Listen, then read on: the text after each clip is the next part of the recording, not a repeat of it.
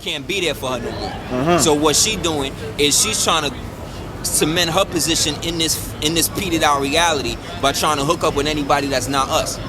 Anytime you have somebody that's talking stuff like, oh, well, y'all been talking this and talking that, and you ain't raising the kids and ain't raising that. Like, look at the history in that. You know what I'm saying? How is it that all of us original men, whenever we have a baby with a woman, right after we have the baby, it seems that we can't maintain a relationship? How is it just us dealing with that? I've been to family court, you know what I'm saying? I've been up in there, I've been taken there and all of that. But when I did the knowledge, I'm sitting in there looking at the people around me. All the people around me is original men that's being taken there by original woman who has an advocate that's not either one of us. That's either a Jew or some other type of foreigner that has nothing to do with our interpersonal relationships. You gotta look at it like this, man. We all are come out of the generation of the deadbeat dad, right? Yeah. But the deadbeat dad generation came from the latchkey kid generation. The latchkey kid generation came from the women's lib generation, where all of those black women in the 60s and 70s hooked up with this bitch named Gloria Steinem and Gloria Paglia, who created this whole thing about the women's lib movement, where they was burning their bras and all this bullshit, right? Then, once they start burning the bras and doing all of that, they convinced the black women that they need them, that the black women need to become independent and go out and start making their own money and stop supporting the men. But a generation before that, I don't know if any of y'all saw the movie Claudine. You'll see the movie Claudine. She couldn't be with a man, right, in her house and get no money. So she had to act like she was alone, i.e. she had to act like a widow. See what I'm saying? So now we bringing the whole Freemasonry thing into it. She had to act like she didn't have a man in order to get money from the government in order for her to be able to keep a man. So from that era, right, we go from the white woman who's running out and getting jobs, right? Then what happened to the black woman? The black woman got to come now and raise the white woman's baby, right? So now you got all these white women that go out and they make movies about this, like Pretty Woman and Working Girl and all of this BS movies. Then all of the black women go in and they start raising the white women's kids. But then what happens to the black woman's children? The black woman's children, she got to give her children a head start, you know what I mean? Daycare, whatever. But all of those systems, Head Start, Planned Parenthood, all of that was created by a woman named Margaret Sanger, who actually was the understudy of a Nazi named Joseph Mengele. So what we're really talking about is the unification and the unification of white supremacist agenda, but we're also talking about the systematic incremental destruction of the original black family through the ignorance of the black woman.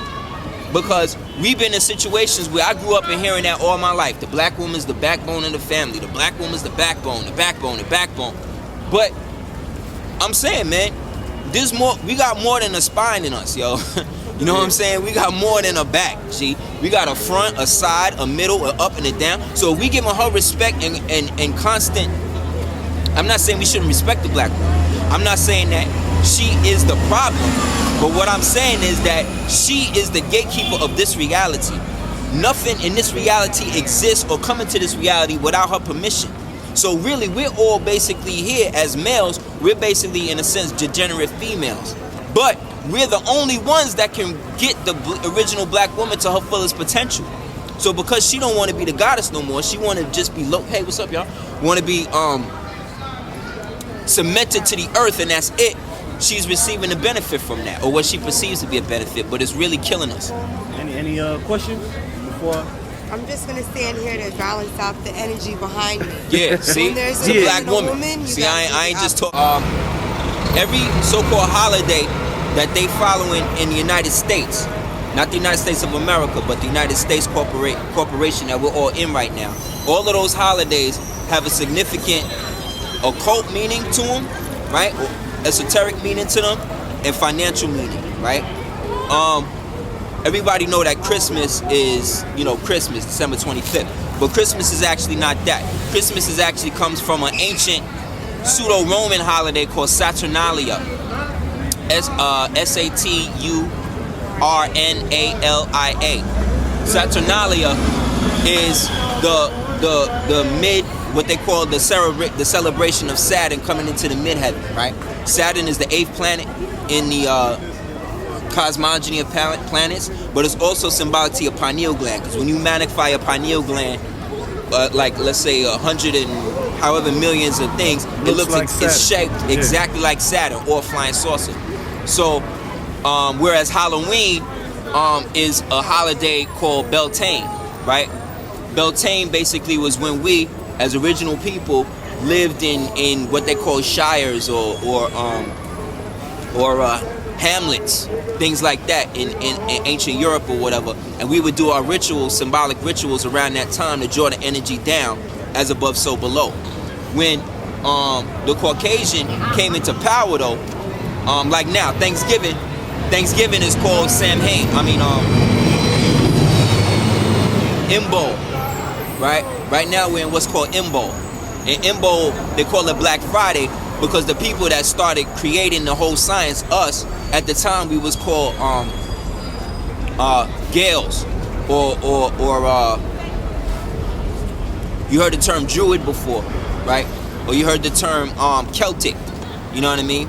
Or you hear, sometimes you see Irish people talk about the Afro-Celts. Afro-Celts are Moors from so-called Ireland, so-called Scotland, and all these different places that set up all of the science out there.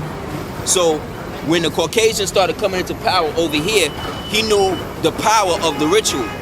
So specifically speaking, Thanksgiving, they had to petition the Moors that ran this government to be able to practice this. This is before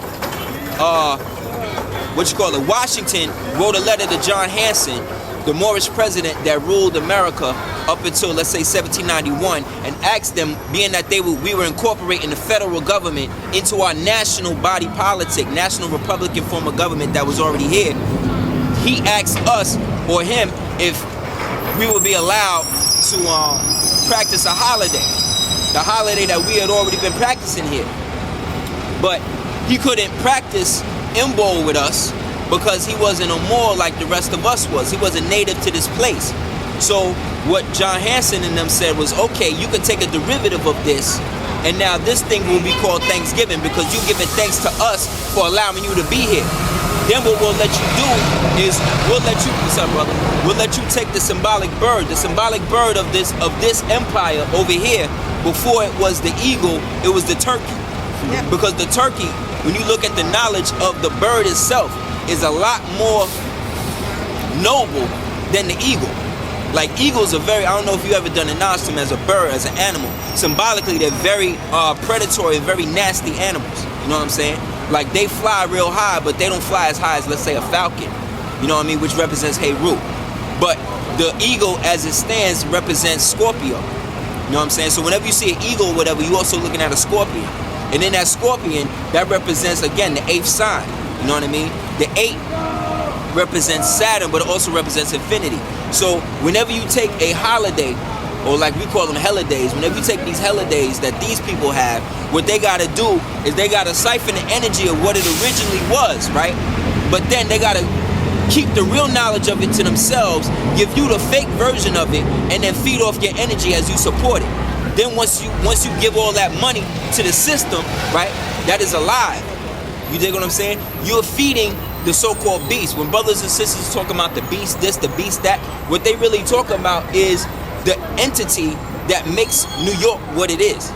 New York is an entity. It's alive. It's not like it's just like a city. You know what I mean? It's not like it's just some shit that we're just participating into and that we're like just willy-nilly at the whim of it.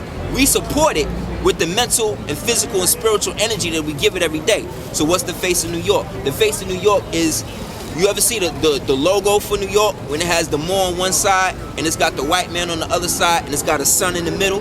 That sun in the middle represents Lucifer rising in the morning, right? But Lucifer is not the devil per se, and it's not the sun. It's actually representative of Venus, right? You know how they always say men are from Mars, women from Venus? Yeah. Because Venus and Mars are the two extreme polarity energies that the Caucasian person uses to break apart the black family. So we as men represent Mars, the females represent Venus. He represents the stroke in the middle that's trying to purposely keeping them apart and keeping them fighting each other. Brother, I see it. Hold up that fly real quick. Oh yeah, man. I want you to explain to us what exactly are you referring to? What is a black Nazi? What is a black Nazi? Black, that's the name of your next lecture. Just tell Yeah. them real quick, when is it? It's on December 2nd at LIU. That's a Sunday at 3:30. Okay, now what is a black Nazi, brother? This is a representation of what black Nazism is in this millennium. When I say black Nazi, I'm not saying that A lot of people have said. yeah, I almost had a fight about this the other day too, man. In the patty In the shop. street. Hey, what's up, G? A black Nazi is any original man or woman that gives their mind, body, and soul Yes. to the concept, to the illiterate concept of white supremacy in the postmodern era.